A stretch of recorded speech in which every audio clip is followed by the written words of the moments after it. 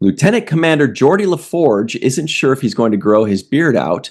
To a Klingon, a beard is a symbol of courage, and Riker wants to see Beverly as a brunette. Hello, everybody, and welcome to The Seventh Rule with Sirach Lofton. Hello.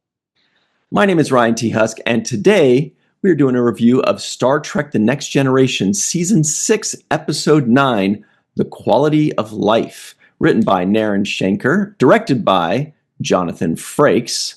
We'll hear more about him, I'm sure, for the rest of our lives, directing shows. This was November 14th, 1992. Where were you? And how are you today, Sirach? I am doing well. Thank you, brother. All right, everybody, please make sure you like this video, subscribe to the channel, hit the bell icon for notifications. If you're listening in, give us a 5-star rating and a nice review. We'd really appreciate that. And please visit us at patreon.com/the7th-rule to become a part of the team, support the cause, have some fun with us. All right, so I've seen this episode before, but not for many years, maybe 20 or 25 years or something like that. Sirach, you haven't seen this episode in even longer. This is your first time seeing it, right? What did you think of it overall? Did you like it? Yes. Overall, I liked the episode. There were some really good things about this episode that made it fun for me. One, I liked them opening with the poker table, kind of the banter between Dr. Crusher and Worf, and just that whole, talking about the beard. I thought they brought up the beard again, so that was like kind of a recurring subject, because they did mention that, I think, in the episode either before this or the one before that, because it was a beard reference to Geordi. Are you growing out your beard? And I forgot who said that. I think it was Data who first said it, first kind of noticed it. And so that callback was good for me. The poker callback was good for me. I just like that moment in general as far as a start. It's like, you always kind of see, where are we going with the open of this? And so that left me in a place of familiarity, a place of comfort. Like, okay, they playing poker, they're small talking, they're making side bets, and you could clearly see that none of them wanted to shave their beards. So they were like, yo, I'm out of here. You got this. They're like, you heard the captain.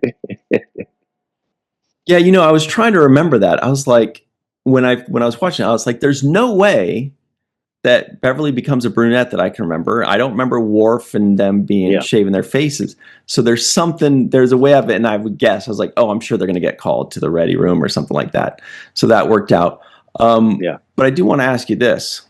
What do you think of Geordi and his beard? I like it.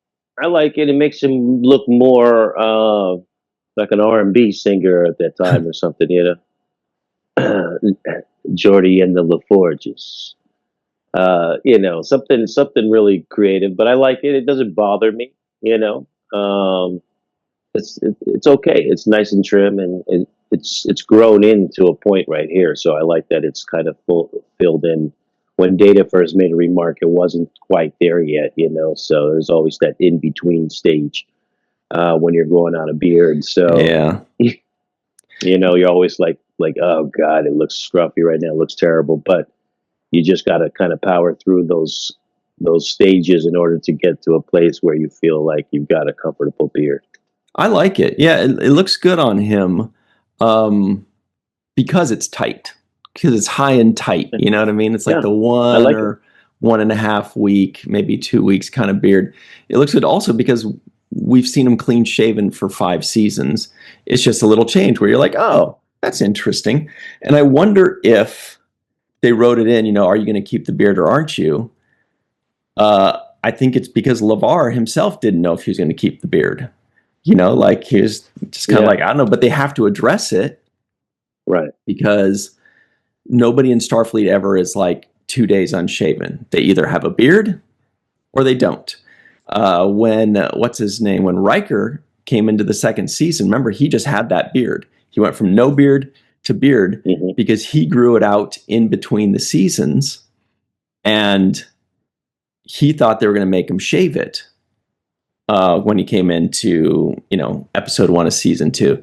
But they kind of didn't. Apparently, Gene Roddenberry liked it, but then they kind of messed with it. They tried to shave part of it. I think the story was like Roddenberry wanted it to be more of a nautical beard. So he wanted to kind of be like thin or whatever. And then that didn't look good. So they had to like do makeup to like fill it back in for like a week. Okay. Something like that. Kind of like Cisco had that too for like one episode for a week when it was starting to grow out his goatee. So they filled it out with like fake goatee, which was obviously fake. And then like the next week or the week after, it was gone and he had his real goatee in, because they're like, dude, we can't have you with like 4-day goatee. That just doesn't look right. Yeah, he's got to be there already. So yeah, there's always this thing about facial hair, and there was a big deal about it with Cisco, obviously, because they didn't want him to look a certain way, so they wanted him clean shaven as well. So there seems to be now a pattern I see where they let characters start off with a clean shave, and then they decide whether or not they're going to, allow them to grow in some facial hair. So, this is now Riker and LaForge. Cisco comes right after this. So it's happened a few times now, right? So it's a big topic of conversation somewhere in the upper echelon of the Star Trek universe about whether or not they, a beard is endorsable or authorized. But altogether, I think that was just a good opening. For me, I thought it was enjoyable. The whole brunette stuff, all of that stuff. But you know what happened though is you asked me about this episode. Yeah, it kind of threw me off because when it started, I really thought this was a Geordi episode, and I was like, "Yes, Geordi get an episode. This is going to be great." I thought that his chemistry with the Doctor was very good. Okay. And I thought that chemistry would lead into another failed another failed attempt. Yeah. That's his singing group. He just called it. He just another failed attempt like another bad creation. Yes, exactly. So that's where I thought this was going, because they had good chemistry doing. This woman was fantastic as Dr. Farrellan. Yeah. I thought that was a good performance because there was a lot of technobabble there. She was holding her own against LeVar, which is a hard thing to do, especially in the realm of science and technobabble and all that. So she was going back and forth with him in that opening scene. I thought, okay, I sense some chemistry here. They're going to have a moment of scientific connection, and it may lead into something else. But that's not where this episode went, and so I was surprised. That's all. Mm-hmm. Yeah, like I'm going to go ahead and be honest with you. This episode, I remember not. I wouldn't say dislike. I didn't dislike this episode, but I didn't really like this episode when I was a kid and I watched it, in the first run, because I was just kind of like, okay, so we're just doing this thing with these. I don't know. It just didn't work for me. This time it's a little bit better. It's not, I don't know what it is that I don't like about it. I think maybe it's because the Exocomps, Data, like, it's so obvious. You can see his facial reactions and whatever. R2-D2 does his little worrying and all that. These guys had a little bit of that, but it didn't quite work for me when I was a kid. Now, more as an adult, you can just look at the story, and the story is actually a really good one, which is what is life?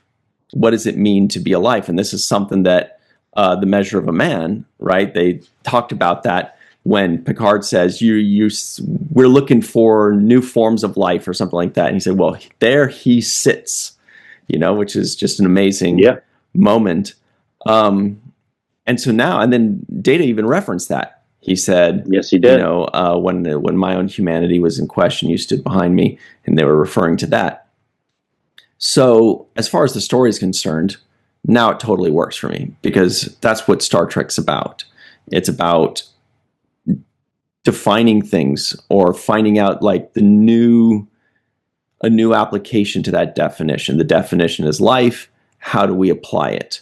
And, this happens a lot in Star Trek. We see it all the time with Data, with the Exocomps. Also, well, we could talk about that a little later, but I don't know if you remember, but the Exocomps actually come back later in Star Trek. I recognized Exocomps. I think it turned into a bad computer later on in Lower Decks or something, right? Sounds like so I won't tease it. Yeah. Who do you think it was? I thought it was one of the evil computers, like Aramis or whatever it was. One of those. It was Peanut Hamper. Peanut Hamper, yes. How am I going to ever forget that? Yeah, good old Peanut Hamper. So when Peanut Hamper first appeared in Lower Decks, that's why everybody freaked out. We're like, whoa, it's an Exocomp. But yes. Here's something that I thought I remembered. Maybe this is a Mandela effect or something. But I thought I remembered seeing the two Exocomps flying off into space together. That didn't happen, right? No. But for some reason, I have that memory. Like when I remember this episode, I remember, that one sacrifice, and then the other two went off to go explore space or something like that. I'm like, how do I have that memory? Maybe that was something that they mentioned in Lower Decks, so that's why I think of it that way. They kind of completed that arc. But yeah, what did you think of that? Which part? The ending, the Exocomp ending, or the sacrifice. Look, I thought this episode does what Star Trek's supposed to do, and that is just make us think a little bit outside of our normal parameters and just process information slightly differently. It gives us a puzzle that we've seen before, but it adjusts and alters it to a degree that allows for variation, so that it creates a new circuit of pathways, which is kind of what this episode did with this Exocomp, right? They were creating new circuitry themselves, expanding their own life, and therefore thinking and reasoning and objectivity and data collection and all of these things that we expand through. And I believe that, this episode hit on those notes because you have the subject matter of something that, like I said, we've had brought up before. The idea of a computer gaining some sort of life form obviously happened, was the topic of discussion in Measure of a Man. Right. It's the topic of discussion in 2001 Space Odyssey. It's shown up several times before where we attribute this learning AI or whatever into some kind of life form that acts and thinks on its own. iRobot, for example, was another one, Will Smith movie. I didn't see that one. Well, it was a similar situation where this robot was claiming to be alive and have, ideas and thoughts and dreams and, claimed to be alive. And again, like I said, this idea can be recycled in many ways and brought to us in different ways. And the nuance in this way was actually the thing that you probably disliked about it when you first saw it, and that is the lack of communication. Normally in these situations, the artificial intelligence is able to communicate and verbalize its position. Right. And so just to jump on that, maybe you're right there. But now in 2025, that's what makes this episode so brilliant. That's maybe the most brilliant part of the episode is that it can't speak for itself. It can't, be a voice. We as humans, We always want to be a voice for the voiceless. This is why we protect children. This is why we protect animals. This is why we protect the environment, because they don't have that voice to protect themselves.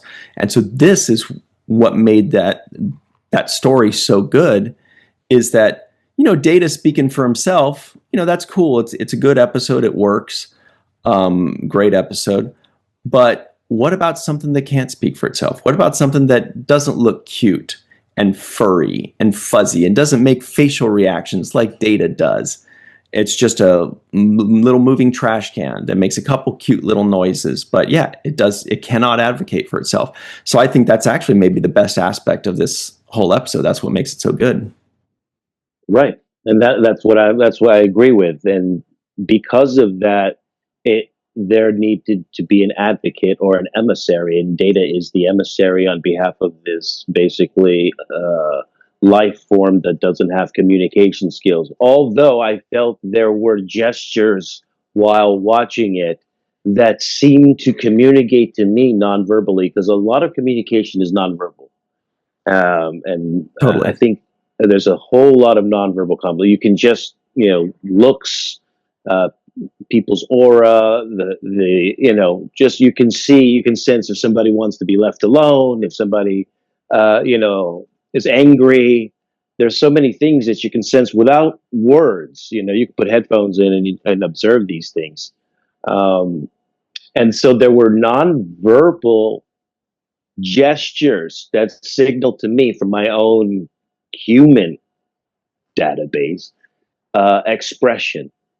So when this, for example, trial was being run on the Exocomp, it was performing its task, doing the lasering on the panel while they were watching. Yeah. And it appeared to turn to look over at them. And then I didn't catch that. Yeah, it appeared to. I mean, it did do that. It made a gesture where it was focused on the panel this way. They were on the end of the tube over there. It looked over this way, like okay, and then it said, "Let me just focus back over here," and it continued to do the work.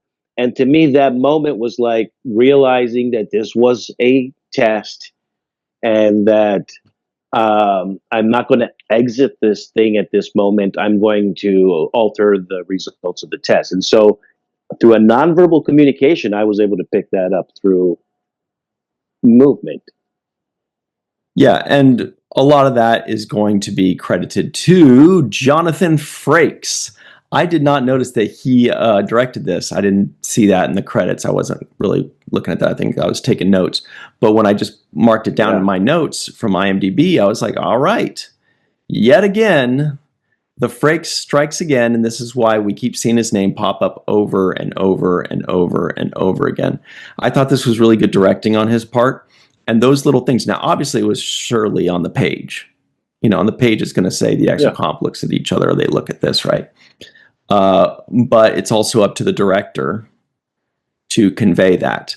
When it's an actor, it's up to the actor to convey it. When it's a machine, the director's really got to get that angle right. Otherwise, it's going to look super hokey. Not to change the subject, but real quick, one of the things, speaking of hokey, is in the Orville, they have their Data character, right? What is his name? Isaac. But he doesn't have a face. He's just a face plate with two lights, right? No reaction, no nothing, no movement. It's just a plate. And it's so funny when they say something to him and the director cuts to him as a reaction shot. And it's like, it's the Isaac reaction shots are priceless because it cuts to him and there's nothing going on for 5 seconds. It's just, you're just staring at a blank plate.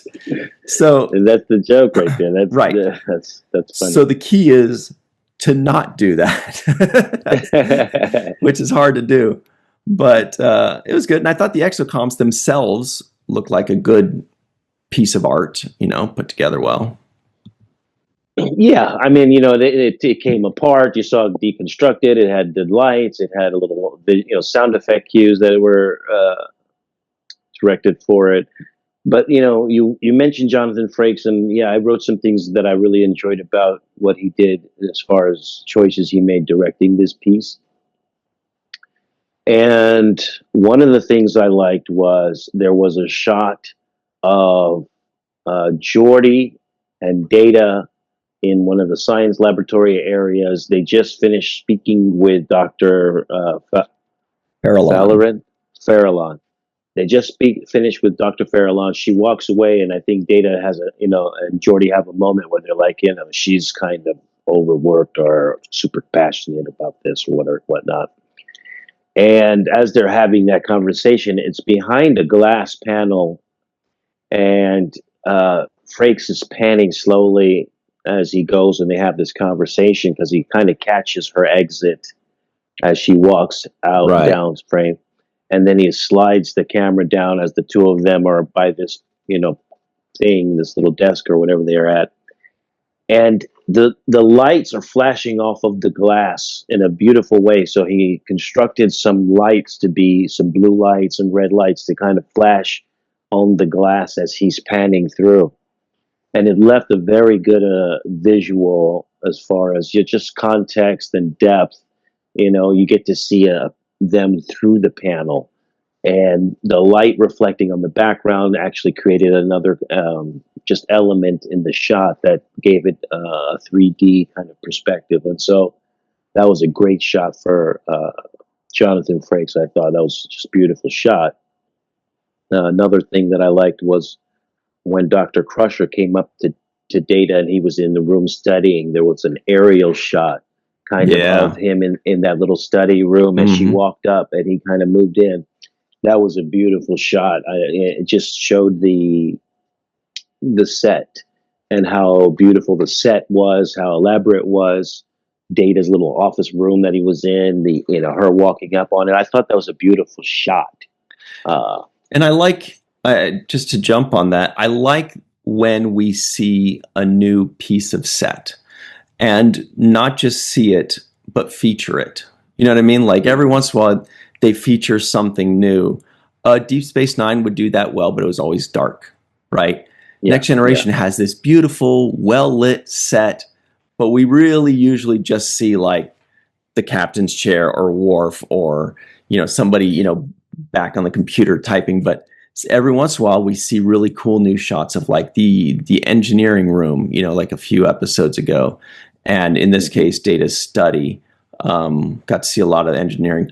But the thing is, they just have, you guys have access to these gigantic sets that go on forever. And the art department is spending forever building these things and making them look perfect. And the camera's just catching this. It's so sad. I want to see all of it, so it's nice when we can see something kind of new, a little featured, Well, it's a give and take thing. It's a momentary thing. I'll give you an example. For example, in this same episode, there's a wide shot overhead of everybody in the what is the room where the briefing room where they all get together. Yeah, like the conference room. It's the conference room, right? They were. We briefly saw Troy in there. There was a moment where they were getting together to talk about the problem, right? And it was an aerial establishing shot that showed too much of the room for me. And I know he was, doing that in this episode because he used some large establishing shots that were overhead and angular, like the one that I liked in where Data study, where Crusher walks up on him. But that one I liked. I didn't necessarily like the one in that conference room because I felt like it showed a little bit too much carpet area and space that was like dead space to me. I could see that. And that's why I didn't like it. Framing wise, I would have chose a little bit different because I would have actually chose a tighter shot in that moment because it would have had a more of a sense of urgency to me with it. If you have a low wide shot showing everybody there and then a bunch of moving panning shots that are closer, that shows like we're in a meeting. We're deliberating something serious. This is a more serious moment. So those are choices. And a lot of the times you're gambling on whether you will like them or not. I liked the majority of them.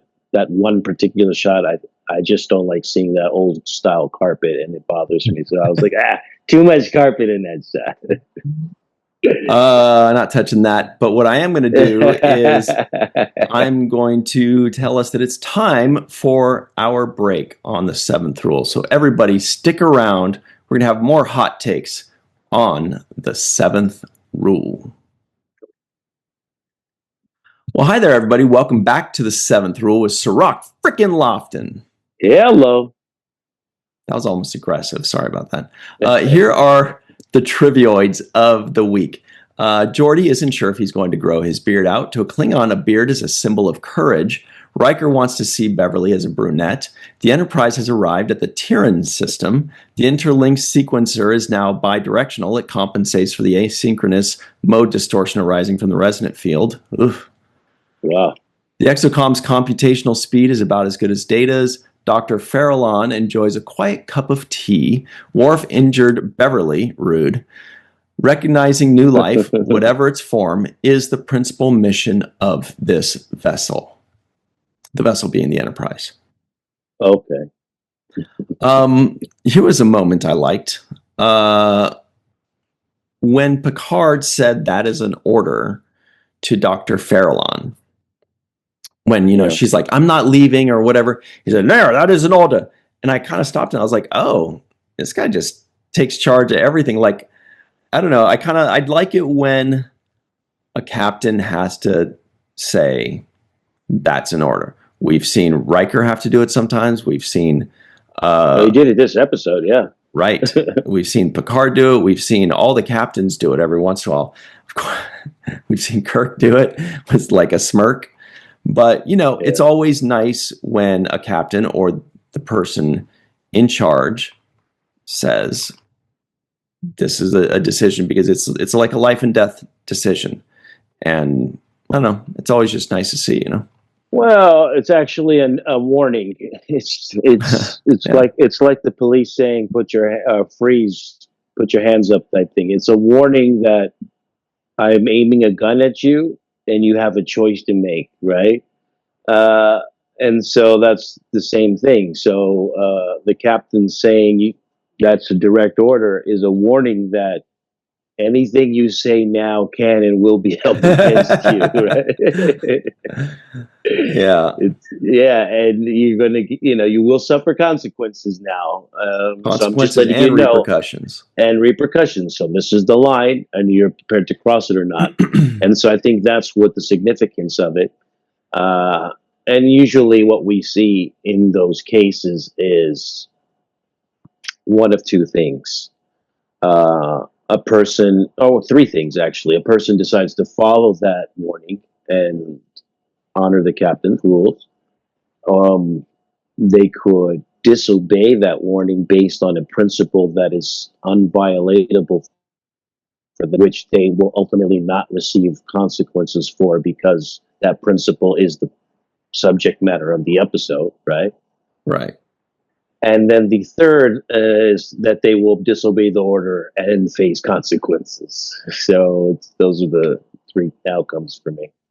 And every once in a while, you have someone like Ensign Rowe that's just kind of like, but if I could just have, a little more time, I just really, they'll push it. Crusher will do that. Sometimes Geordi, might be Data has done it too. Yeah. Well, Data definitely did it in this episode. He locked out Riker.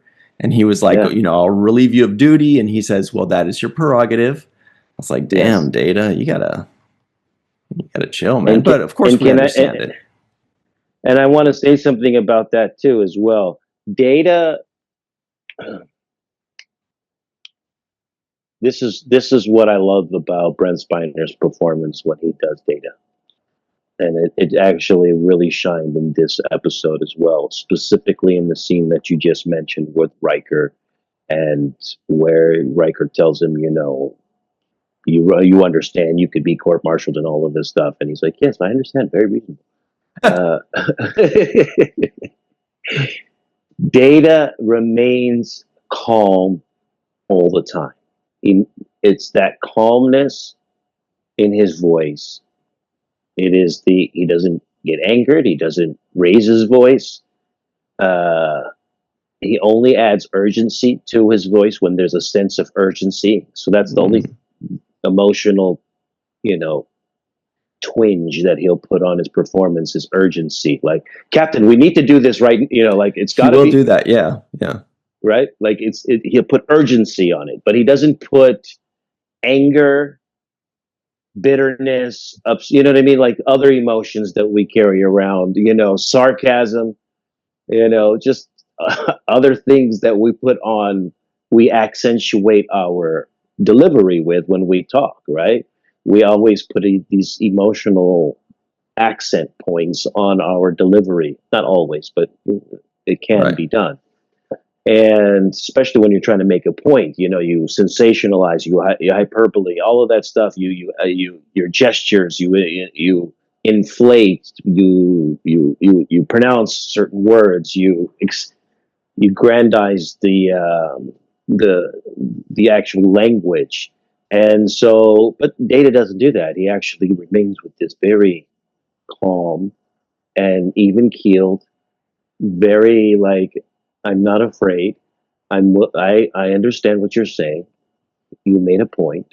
Here's my counter, and that's it. It's just like I have nothing else, and that is an emotional control level that, like a Buddhist master or a monk, or you know what I mean. It's an emotional control level that very few people are able to reach because we all have, you know, buttons that get pushed inside of us, right? And we get emotionally volatile or upset about certain things, and we sense tone and we feel offended and all of these things. And Data doesn't feel offended. He doesn't, you I know what I mean? love that about him. I love that, Yeah. like when the doctor was like, you know, I don't remember, she was so rude to him at first, and he was just like, well, I'm sorry that it didn't go well for you, or no, I appreciate like he takes no offense. Somebody's like telling him, oh, I think that you're just a robot, and well, I can understand why you would think that. Yeah, exactly. He's so good about that. He's so good about not being offended and just being monotone in his emotional, you know, delivery, essentially. And that's why you could see Riker so frustrated, because he's like, damn it, Data, don't you understand? Yeah, and he's like, two of your friends are in there. Yeah. Yeah. And he totally was like, I understand. And then when Riker came with a solution, I thought that was great for Riker too. And that was also a mind that shows his mental faculties, right? He's still, his wheels are still spinning. He's not going to keep butting his head up against this you know, wall that's not going to open. He's like, okay, Data's already kind of like, he's locked in on this position. I've already threatened court martial. Yeah, if he relieves him of duty, then you don't get what you want. So he's like, okay, how do we figure this out, Data? We'll deal with you later, but how will we figure this out? Right. How do I get the desired outcome? And that's also part of good leadership. That's why Riker is a good number one, because he's not trying to make a point, I'm more superior than you as an officer. He wants a desired outcome of saving LaForge and Picard. That's right. That's line. his desire. Right. That's his outcome. That's what I want. So me yelling at you or, you know, punishing you, that doesn't get to the desired outcome. I actually need you in this moment because you've locked me out of the computer, and you're also the smartest person who can calculate, you know, how much time we have left or what possible scenarios we can endeavor. So I need you on my team. That's also good leadership, to build his trust back up, to get him to endorse it, for Riker's wheels to keep spinning and thinking, okay, well, what about if we ask them and they voluntarily, the perfect solution. Yeah, boom. And Data agreed. So I thought it was a very good scene. I actually really liked this episode. It's almost like the continuation of A Measure of a Man. It's Data being able to do that for another life form, and I think it was well executed. It was well executed. The directing was good.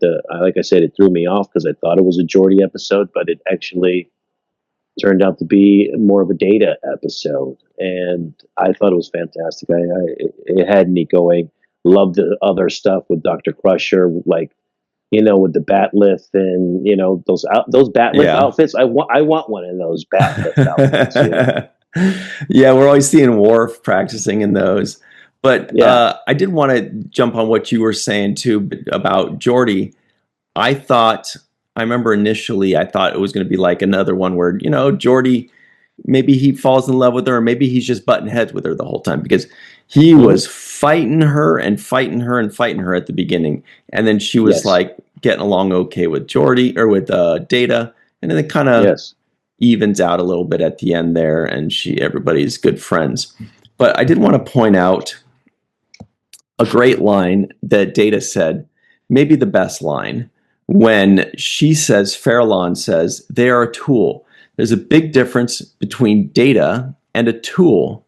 And Data says there's a big difference between you and a virus, but you are both alive. I'm like, well, that's a checkmate. Sorry. You know what I mean? Like they're just, a human and a virus are completely different, but they are both living creatures. So if Data is a living creature and this thing's a tool, that does not necessarily mean it can't also be alive, under those rules. Yeah, and Data came up with also argument with Dr. Crusher about fire. Does fire consumes, and fire reproduces or whatever, and so I thought that was a very good kind of counter to Dr. Crusher. Like, just as far as an intellectual debate. And that's what I also watch these things for, is intellectual. What is the intellectual reasoning or debate behind this episode? For example, a lot of this was just about defining what is life, and that was kind of at the heart of it, right? And so they talked about self-preservation as one of the fundamental, I guess, core principles of defining life, right? It was self-preservation. That's how they were able to initially identify that Exocomp was some kind of sentient being, because it had the instinct to preserve itself. Exactly. Right. So that was that's a good, intellectual kind of thing to ponder on and discuss. The other thing was self-repair. They mentioned that, the ability for this thing to self-repair. You remember, it shut down and then it came back and repaired itself. And I think that's an interesting also aspect when it comes to defining life. It's something that would be an interesting thing to explore, because we do go through a level of self-repair in our lives, whether it's healing from physical ailments or healing from mental ones. We seek to self-repair. We seek to heal from those things. We want to move on from trauma or from injury, and the body naturally does it. Like when you twist your ankle, you do self-repair. You don't have to do anything. If you wait long enough, your ankle's going to heal. Or if you have a scar on for the most part. Yeah, exactly. If for the most part, you nick yourself shaving, that it will scab up and self-repair. And so that is kind of a involuntary kind of thing that our body naturally does. So I thought that was an interesting kind of thing to discuss and debate as far as a element or building block of what life or what constitutes life. And for the writing purposes, that, who was the writer? Naren Shankar? Yeah, he's written a lot. Good writing, because I'll tell you another thing I liked about this, just as far as his writing was just great. The self-repair, right, on the heels of them discussing the Exocomp's ability to self-repair, they cut to Dr. Crusher in the sick bay. Yeah. Repairing herself after being wounded by Worf in the Bat'leth battle, right? So that was like just that to me. That's just great writing. Like, oh, you have the conversation about self repair, then boom, we cut to the Doctor actually self repairing. It's basically proving your argument through the storytelling, and it's fantastic writing for this as far as I'm concerned. Yeah. So when do you get to use the word anthropomorphize? Anthropomorphize, yeah. Yeah, say that 45 times fast. Exactly. So this guy, Naren, he's written a lot. He was either a part of or writing directly for 52 episodes of The Next Generation, so he's in the writer's room. He wrote one episode of Voyager in the first season, Heroes and Demons. He wrote 2 episodes for Deep Space Nine, one of which was the 5th episode, Babel. And the other one is a 4th season episode, The Quickening. So he's everywhere. He's also written for Farscape, The Outer Limits, Grimm, For All Mankind right now, and The Expanse. So that's... Wait a minute. For All Mankind? Yeah, he's writing... Isn't Ron Moore on that? Yeah. Oh, Ron Moore brought in a bunch of people to For All Mankind. So wait a minute. He brought Naren in there, Ron Moore. Who else is on there? Let me tell you, actually. We got For All Mankind. Yeah, so because there's like 4 or 5 other dudes from Star Trek that you would recognize. So Ronald D. Moore, Bradley Thompson. Remember Bradley Thompson and David Weddle? They were always partners on Deep Space Nine. Joe Minoski. So that's and Naren. So that's 5 of them. Plus, who is it? Like the science advisors and things like that. Like the Akutas. Like it's a whole slew of Star Trek people. Yeah. Wow. All right. For All Mankind. Shout out to them. Yeah, they are very Star Trek-y. They're very Star Trek-y. Well, it's also good that I like when I hear guys that hire people they work with in the past that they enjoy working with, because it means they were good, but it also means you're looking out too, like, because people could easily not hire somebody and hire somebody else, but you're actually doing a looking out type of thing by keeping your friends employed. So that shows good on Ronald D. Moore. Yeah, we also had a Tracy Coco sighting on the transporter pad. That was cool. Full face, fully featured.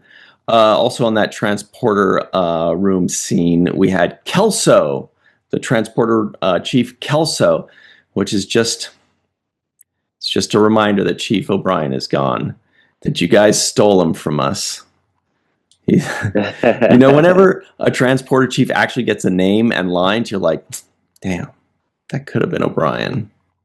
I was a little bit disappointed, but then I thought to myself, I'm pretty sure he was doing DS9 around this time. That's it. He's on Deep Space Nine now, so he's gone. Yeah, and it's. I was like, Kelso, who is this guy? He's no O'Brien. No, not even. Can't close. Even lock on to 3 signals. Come on, man. 3 metallic signals. But he did get some lines on. One more thing I wanted to bring up, just kind of a small nitpicky kind of thing, which is they were in the Tyran system, and the planet they went to was Tiras 7A. And I'm like, I've never heard an A added at the end of something. I mean, like Tiras means that's the star. The star is Tiras. And then there's a bunch of planets orbiting that. And the 7 means it's the 7th planet out. So what's 7A? Is that like a moon? Like maybe 7A is the moon and then B, C, D. Maybe that's what it is. I'd love to know. Do you know? No, but or maybe they were like when visiting Terra 7. Hey. I don't know that one, but that's interesting. Okay. Oh, and one more thing that I need to address is this was another great episode that featured rocks flying around in the Enterprise. You know, when there's like, there's like an explosion and rocks fly out. Where are they storing all these rocks? I know Lower Decks, give them a second shout out. They did establish that where they're like, oh, we're storing all these rocks here. And that's, you know, kind of their joke, because every time there's an explosion on a ship, there's big old concrete rocks and pebbles and stuff, debris falling everywhere. It's never like plaster or, you know, some kind of wooden board. You know, it's always like a long metallic thing or rocks. They always have rocks. Anyway. Yeah, well, I can explain that because I've seen down there. I was down there with O'Brien looking at the circuitry. Yeah, we store rocks sometimes down in those cabinets down there below, just in case there's like weapons fall and there's all the powers out and we need to defend ourselves. We have the rock throwers. Of course. Rock throwing. You know, naturally. There's that. Mm-hmm. And then the other thing you might be seeing are a quartz crystal computer hard drive, and it's a solid quartz piece, and it functions as one of the internal drives. I see. Yeah, that makes sense. Yeah. So you know what else makes sense? The home run of today's episode. Sirach, who do you think gets the home run of today's episode? Wow, this is pretty hard, actually. This is actually really hard because there's several people that could get it. Mm-hmm. Several people could get it. Oh my God. I'm going to do this though, because I think the home run, man, it's really crazy because it's, oh my God. I'm going to go. I have several home run hitters. I'm sorry. Yeah, that's okay. The home run for acting, I'm going to give to the guest star who played Dr. Farrelly. I thought she was awesome. I hated her a little bit. And I think that means she was good at her performance. But I did hate her. I thought she was, you know, too bossy, too arrogant, too opinionated. And that's great because that's what her character was supposed to do. And so that's a good performance. And she was keeping up with that techno babble as good as anybody I've seen who guest starred on an episode. That's a good point. As good as anybody. As anybody I've ever seen guest star on an episode, techno babble wise, she was up there in the top. She's in my top 5. So that's the acting. The directing goes to the one for directing has to be Jonathan Frakes. Love those shots. I loved his directing. It felt great. And lastly, to the writer, I just think it's a great writing episode because it's a take on Measure of a Man. It's its own original episode. Yet, you know, it plays on it, but it's original. It has callbacks of poker. It has the beard callback. It has a lot of things that I like. And then it had the moment with Picard and Data at the end where Picard tells him that's the most human thing you ever did. I just like that moment there. I love when Picard kind of inflates his crew when he gives them a big, you know, pat on the back. Yep. That to me is also a great sign of leadership of the captain, to be able to pat your guys on the back and give them something that pumps them up for the road ahead. So I love all of that. Yeah, I was expecting that line too. I don't know if I remembered it in the back of my head or if it's just like a Star Trek thing. You know, that was the most human thing you've ever done. Oh boy. For me, I gotta say it's Jonathan Frakes. I like the directing through and through. Solid. Everything was great with the directing. So it's just like an all-around performance for him. Data was always great. You know, as always was great. So secondary. Let me add to you for the Jonathan Frakes. Yeah. I want to just co-sign on that for a second. Performance-wise, as an actor, there was a moment when he says to Data, he says, I can't just risk all of this on the basis of your belief. And the way he said it, he really put belief. I kicked him. He really kicked him. So I thought that was a great delivery by him. Yeah. Good stuff. Also, people with great delivery are Dr. Anne-Marie Siegel, Eve England out in Wales, Yvette Blackman Tom, TJ Jackson Bay out in Missouri, Titus Moeller, Dr. Mohammed Noor, Anil O, Palat, Joe Balsarati, Mike Gu, Dr. Stephanie Baker, Carrie Schwent, Faith Howell, The Matt Boardman, Chris McGee, Jake Barrett, Henry Unger, Allison Leach-Hyde, Julie Manosfi, Jed Thompson, Dr. Susan V. Gruner, Glenn Iverson, Dave Gregory, Chris Sternett, Greg K. Wickstrom, Cassandra G., Chuck A., Chris Garris, and of course, Jason M. Oken. All right, everybody, stick around. We've got the free-for-all up next. It's going to be a lot of fun. We'll be right back on the 7th Rule. Hi, everybody. Welcome back to the 7th Rule with Sirach Lofton. It is time for the free-for-all with Melissa Longo. Hello. And, of course, Jason M. Oken. Hi, everybody. Eve England is out in Wales. Chris Garris is in Southeast Texas, I bet. I am. Harry Schwent is the Crafty Bear. Chuck Hi. A. is the TNG fanatic. Hello. And the Dark Lord is Chris McGee. Salutations. All right. Jake Sisko guesses the IMDb score. I think it clears an 8, so I'm going to say 8.1. Does anybody else have any guesses that doesn't already know? 7-4. 8-3. Oh, yeah, same to us. 7-8. I'll say 8.5. I have no idea, but sure. The answer is, let me reconfirm this.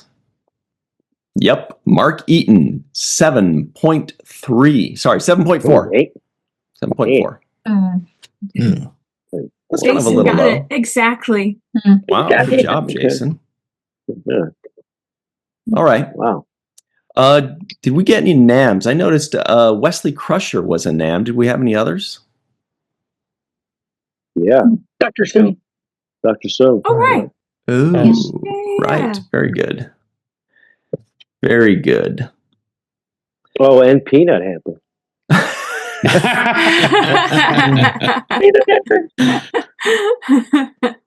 Inadvertently. I was so excited to see him. I also got a some sort of the Exocomp exhibited some sort of self-preservation by refusing to go in there. Was there another one, Chris McGee? Yeah, and actually that was some form of, but that whoops. qualifies as well, unless you say otherwise. I don't know, but even the one that I caught was Transporter Chief Kelso near the end saying, the transporter system just went dead. There's some kind of malfunction. Mm-hmm. All right. House cleaning is over. Melissa Longo, please get us started off on the right track by telling us what you thought of.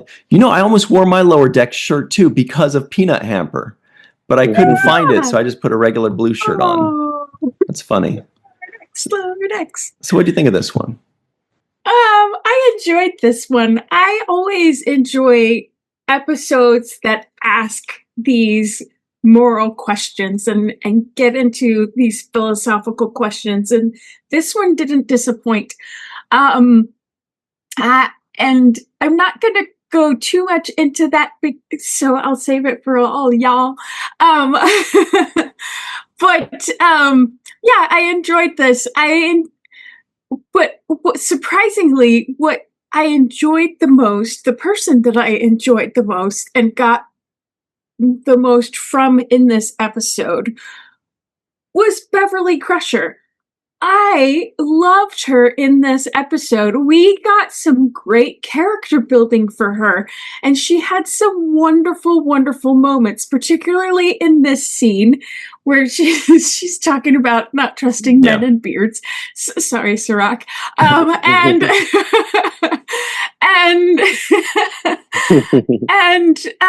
just, and she tried being a brunette when she was 13. That didn't go so well. But, and you get a sense of her competitive streak in this as well, in the opening scene. But I also like her scene with Data. Both of her, all of her scenes with Data. I love how she's a type of scientist and she's a doctor, but she's also a scientist who's had experience with life and dealing with life, and she has experience dealing with all different kinds of life forms being on a starship. And I love that she's so sensitive to Data's exploration of this new budding life. And I love that she's open, and I love that she's curious. And I can't say the same for the creator of the Exocomps. She felt a little closed off and a little closed-minded for a scientist who, is their job is to discover. She was less than curious at the possibility of, oh, maybe there is new life in these exocomps.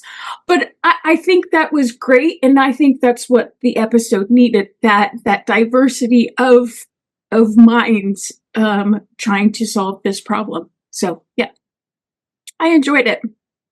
I think it deserved more than a 7.4, personally. Yeah, I think it's going to grow on people. I think it might go up. Yeah. Thank you very much, Melissa Longo. All right, Jason M. Oken. What? Because I paused and I was like, let's leave the initial out this time. But not Jason M. Oken's middle initial. What do you think of this one? Well, the interesting part is this episode has grown on me over the years. And, you can call it an ode to technobabble if you want. It probably contains the most technobabble of any episode we've seen and maybe we'll ever see. I mean, some of it has to do with Nareen Shankar's PhD in physics and applied physics and electrical engineering. I mean, it has a little bit to do with that. A lot of the techno terms and all that. And the other thing that stands out to me at a great level more now than I think it did before was Jonathan Frakes' direction. Because in an episode like this, it can feel very static. It can feel very talky. And I think he shot it in the most dynamic way possible for what he had. I think this relatively small set on the station was shot probably from every angle you can think of. You had the camera moving. He even had something, it looked like these were handheld shots, a little bit of sort of tension and sort of urgency. And then when it cuts back to the Enterprise, you sort of the static camera, and you sort of feel the difference there. I think it was very well done. There were quite a few moments that I really enjoyed. Again, too many to mention right now. I think Melissa mentioned Gates and her performance. I think was very, very subtle. If you watch the scene where she's in sickbay and fixes her own arm, she keeps cradling it for quite a bit further down in the scene. Just kind of a nice bit going along there. I mean, at some level, this is sort of a measure of a man light, if you will. But I think it's important to ask these questions. It's important to explore them. I think Ellen Bry did a very good job as a guest star in the episode, because it's not easy to deliver that kind of dialogue and sort of convey the nuances of emotion and everything else with sort of this kind of conviction. And the fact that you sort of dislike her as a character, I think it speaks of her performance. And the bottom line is anything that has Brent at the center of the story is always fun to watch. I think he's great. He conveys a lot of emotion without really sort of emoting out, which is a great thing to have. There's a lot more to say here, and I'll save that for later, but I think I enjoy this now more than I have before, and I appreciate it more now. Yeah, me too.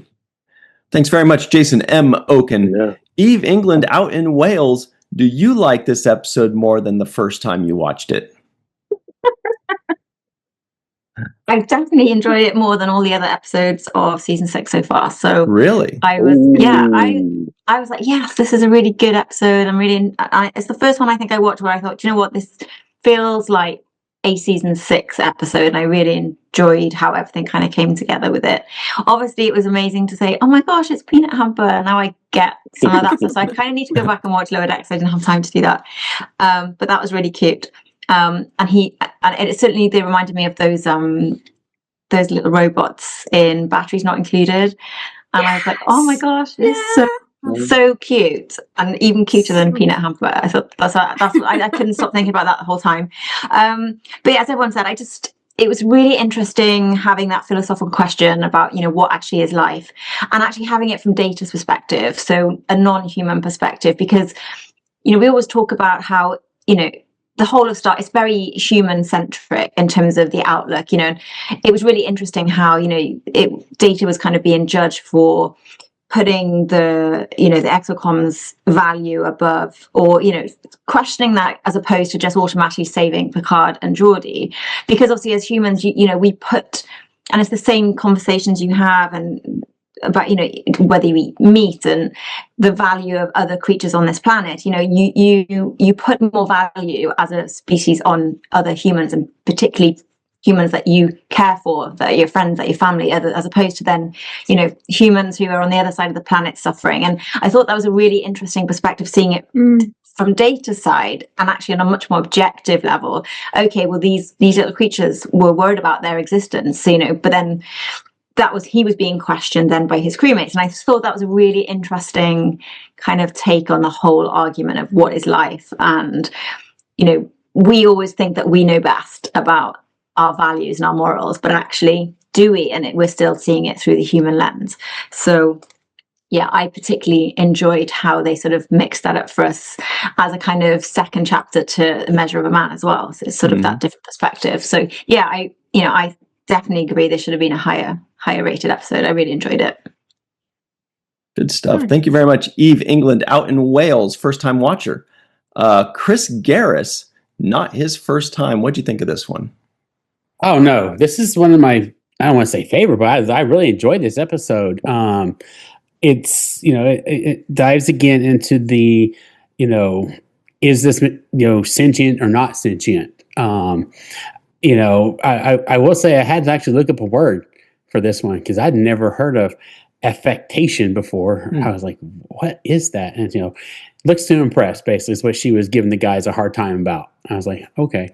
And I did think they kind of took the easy way out, letting, when Picard says, senior officers to the bridge, like, oh, sorry, we got to go. So we never know what those hands, I was like, okay, you sorry dogs. You took the easy way out, not having to shave.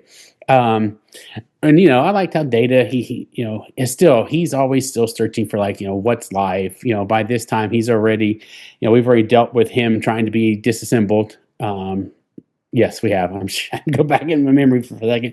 And we have, and, it's again, are the Exocomps really sentient? I don't think so. They're just, really, really highly intelligent AI and machines that are able to determine, a better way of doing something. But overall, it's a good episode, and I have never had issues with this one whatsoever. And these are the good peanut hampers at this point still. They haven't gone crazy. But yeah, no, I'd say it. There was really not a lot of, there's nothing really negative to say about this. I kind of felt like, the doctor, she, obviously at first they're just machines, they're just tools. And,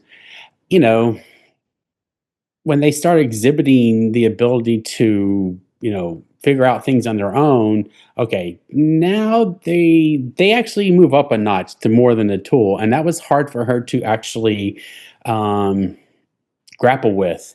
And luckily by the end she does. And now we have, some more intelligent tools that they can use, and that are not going to try and kill you, at least not for a little while longer. But again, great episode. I will always recommend you to someone to watch this one. Mm-hmm. Thank you very much, Chris Garris out in Southeast Texas. All right. Ugly bag of mostly water. That's Carrie saying that, not me. What do you think of this one? I enjoyed the heck out of this one. There were a couple of scenes that were reminding me of Home Soil, so I couldn't resist, changing the name under there to the Ugly Bag of Mostly Water. Stuff like that just amuses me. I didn't care for the doctor much, although I can understand her sort of attitude about the whole thing. If she's been working on this project, it's been nothing but problem after problem. She comes up with this solution. Somebody's trying to tell her, oh yeah, I think they're becoming sentient. She's so hyper focused on finishing it, she doesn't have the headspace at first to comprehend it, and so she goes into denial mode because she wants to get this project finished, and it finally has to be like almost shoved in her face, like, okay, yeah, they're alive. They deserve to make the choice about what they're gonna do. And so yeah, I can understand her whole vibe. Not my favorite of the part of the episode. I did enjoy almost everything else. Yeah, the poker theme. I've mentioned it before. I'm not a huge fan of facial hair. I'm, aside from my husband who I adore. He's not allowed to have facial hair. If anybody else who wants to have it, they are more than welcome to. It's just not my choice, but I am on Beth's side that, just like women, color their hair and they put on makeup. Guys have the choice of whether they want to grow a beard or not. Sometimes it might be cultural, and I understand that, and sometimes it's just something they want to do or something they like to do. If that's your bag, go for it. I personally don't care for it, but there we have it. I will. The other Beth thing that I did enjoy, she looked so comfortable sitting in the chair when she's wearing her little workout gi, talking to Data with the one foot up on the chair, looking so relaxed. And I kept thinking to myself, as she's sitting there on the table when Data first walks in, repairing the bruise on her arm. I want to see her and Worf spar with the bat'leth. I bet that would be just fun to watch. I would have loved if the episode was running short and they needed to add some extra stuff. Give me like a 30-second scene of her and Worf going at it, because that would just be fun. And of course, I love the Exocomps. After watching Peanut Hamper on Lower Decks, you can it definitely puts this episode in a whole different light, and you can see like the beginnings of they're getting smarter and smarter to eventually what we get with Peanut Hamper and her lovely Snark. He's just, Exocomps are just so cute. It's why I love R2D2 and BB-8 and Johnny Five from Short Circuit. Yeah. We all love an adorable robot. They're fun. They're adorable. But and a fun fact from the hubby that he insisted I include, they do have, according to his calculations, a top speed of approximately 45 miles an hour, because they had to get 200 meters down that pipe in about 10 seconds. And my adorable math nerd did the math, and he said that means they're going about 45 miles an hour. So they got some speed. So good on the doctor for whatever parts you put in there that gave them that speed. But to segue towards the limerick for the episode, it was inspired by the scene with Data and Riker near the end, and I respect the hell out of both of them in that scene. Data sticking to his guns, advocating for these guys that can't talk for themselves yet, and then Riker, you completely understand why he comes into the room hot, just yelling at Data, but then he's got enough of an open mind that he hears Data out, and they eventually figure out a way to resolve it by him turning the command path. Let's turn the command pathways back on, and let's ask them if they're okay to go do this dangerous thing. And they do that, and then one of them ends up staying behind and taking one for the team, so the other two can. They've done enough that they're trying to get their own people away before the things explode, so all three of them don't end up getting blown up. And I love that scene really quite a lot, and it inspired the limerick that I will end with. I must do for them what was done for me. All sentient life deserves to be free. They should be given the choice. I am here to be their voice. Why don't we ask them and we'll see? Very nice. Thank you very much, Carrie Schwent with Peanut Hamper behind her and the Ferengi eyes on her. Chuck A is TNG fanatic. What do you think of this one, Chuck? I like this episode more and more as I've seen it in the last couple of years. I think it did deserve a better IMDb rating than 7-4. I really was impressed by how much they gave the regular cast to do in this episode. Everybody seemed to have at least one good scene or more. Brent Spiner was just awesome as always, and so was Gates that was mentioned. And the last scene that Carrie mentioned was Riker and Data was also a very dynamic scene. Data got his point across of why he decided to do what he did. I thought Geordie LeVar also had quite a few good scenes. Ellen Bry, I believe it's pronounced, she was excellent in the role she had in this episode, and not believing that the exocomps could be sentient. She came around, little by little. I did love the similarities, the measure of the man, and then Data saying that to Picard that he helped define his sentience in that episode. Really well done episode. Like I said, I like it more and more as I see it, and I'm really impressed by the acting in the episode. Was really good. Great stuff. Thank you very much, Chuck A. Something weird happened on my Zoom. All right. Thank you very much, Chuck A. Chris McGee, what did you think of this one?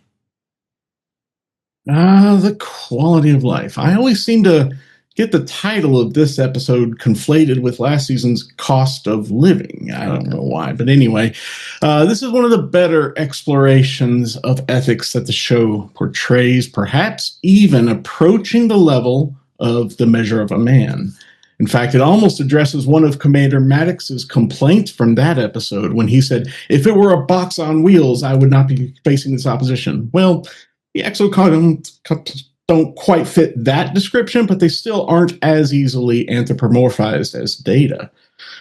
For the second episode in a row, Geordie's beard sure is popular enough to make it into the script, apparently. I can't wait for Sirach to see it when it's fully grown. And speaking of Geordie, it's in this episode's opening scene that we see the images used in the Geordie version of the Drake meme that I'm sure we've all seen by now. Dr. Farallon's assertion that the exocomps cannot be alive because her intention was to create a tool rather than a life form, I think is complete BS. I'm sure there's a specific type of fallacy to describe that faulty reasoning, because as most of us know, many historic discoveries came about as an accident rather than the intention, such as penicillin is the most well-known example. This is also one episode that practically features the Tucker Tube device that we've seen in so many Star Trek productions. It is shown so often throughout this episode. And then I have to say that I do love, as many have mentioned already, the conversation between Data and Dr. Crusher about the definition of life, which is clearly the central point of the entire episode. Data's hypothesis that fire could be considered alive has stuck with me over the years, and I've given it quite a bit of thought and research since then. I might share my findings about the definition of life, but it goes into some detail and it might spark some interesting discussion, so I'll save that for things left unsaid and go to the episode, which is Riker echoing my sentiments when he says, "My beard is not an affectation."